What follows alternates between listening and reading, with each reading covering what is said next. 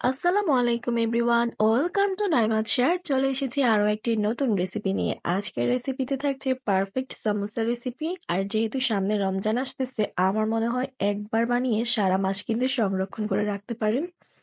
A to Z tips দেখিয়ে দিব আজকের রেসিপিতে ইনশাল্লাহ। আজকে আমি সবজি দিয়ে তৈরি করব, তাই নিয়ে নিয়েছি পাতাকপি, আলু, ধনিয়া পাতা, পেঁয়াজ, কাঁচামরিচ। ফার্স্ট অফ অল আমি পেঁয়াজটা ভেজে নিচ্ছি, খুব সুন্দর করে ব্রাউন কালার করে ভেজে নেব। এরপরে পেঁয়াজগুলো ভেজে নিয়ে এখানে দিয়ে দিচ্ছি 1/4 চা চামচ হলুদের গুঁড়ো, 1 চামচ ভাজা জিরে গুঁড়ো। এরপরে খুব ভালোভাবে একটুখানি মিশিয়ে দিয়ে দিচ্ছি কুচি করে রাখা পাতাকপি আর আলু। খুব সুন্দরভাবে নেড়ে চেড়ে আমি এখানে দিয়ে দিচ্ছি একটি ম্যাজিক মশলা। অবশ্যই কিন্তু দেওয়ার চেষ্টা করবেন, এতে করে এক্সট্রা একটা ফ্লেভার আসবে, খেতে দারুণ লাগবে। দিয়ে দিচ্ছি 1 চামচের মতো টমেটো সস। যদি হাতের কাছে সয়া সস থাকে তাহলে দিতে পারেন। এই পর্যায়ে দিচ্ছি কাঁচামরিচ, তাহলে কিন্তু একদম ক্যাতক্যাতে হয়ে যাবে না, খেতে ভালো লাগবে। হালকা একটু সিদ্ধ হয়ে যাওয়ার পর দিয়ে দিচ্ছি আমি এখানে ধনিয়া পাতা। কোনোভাবে এই সবজিতে পানি দেওয়া যাবে না আর পুরোপুরি সিদ্ধ করা যাবে না, তাহলে কিন্তু খেতে ভালো লাগবে না। অবশ্যই একটি আলাদা প্লেটে উঠিয়ে নিতে হবে।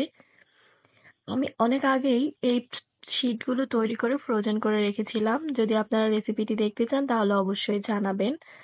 এই শিটগুলো কিন্তু বানিয়ে ফ্রোজেন করে রাখা যায়, একদম সহজ। একটি শিট আমি কেটে নিয়ে এভাবে ভেজে নিচ্ছি। আর কেন ভেজে নিচ্ছি তা একটু পরেই দেখতে পাবেন। আর এই শিটগুলো কিন্তু অনেক দোকানে বা অনেক সুপার শপে কিন্তু কিনতে পাওয়া যায়। আপনারা কিন্তু বড় বড় সুপার শপে খোঁজ করলেই পেয়ে যাবেন। যদি কারো কাছে বানাতে হ্যাসেল লাগে তাহলে কিন্তু আপনারা কিনে নিতে পারেন। ওই ভাঙা শিটগুলো আমি ভেজে নিয়ে এই ভাজিটার সাথে দিয়ে দিচ্ছি, এতে করে কিন্তু একটা কুড়মুড়ে ফ্লেভার আসবে। আর এই শীটটা ভাঁজ দেওয়া কিন্তু বলে দেওয়ার কিছু নাই, জাস্ট চোখে দেখার বিষয়। আপনারা যদি খুব ভালোভাবে লক্ষ্য করেন তাহলে কিন্তু খুব ভালোভাবেই বুঝতে পারবেন। আমি ২ রকমের আজকে আপনাদেরকে সমোসা তৈরির শীটটা ভাজে দেখিয়ে দিচ্ছি। আশা করি আপনাদের উপকারে আসবে ইনশাল্লাহ। খুব ভালোভাবে লক্ষ্য করলেই বুঝতে পারবেন।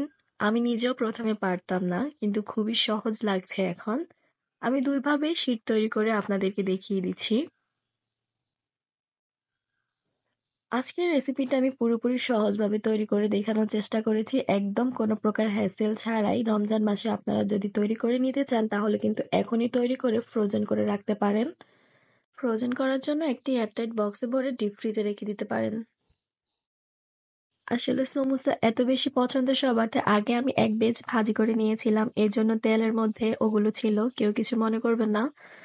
এ পর্যায়ে আমি খুব সুন্দরভাবে একটি পিঠ এরকম ব্রাউন কালার হয়ে আসলে আরেকটি পিঠ উল্টিয়ে এরকম ব্রাউন কালার করে ভেজে নিব। খুব সুন্দর হয়েছিল সমোসাগুলো, মাশাআল্লাহ, খেতেও কিন্তু দারুণ হয়েছিল। আজকের সহজ রেসিপিটি যদি ভালো লাগে অবশ্যই কিন্তু লাইক, কমেন্ট, শেয়ার করে আমার চ্যানেলটি পাশে থাকবেন। চাইলে কিন্তু ফেসবুক পেজও ফলো করতে পারেন। সবার সুস্বাস্থ্য কামনা করছি। আল্লাহ হাফেজ।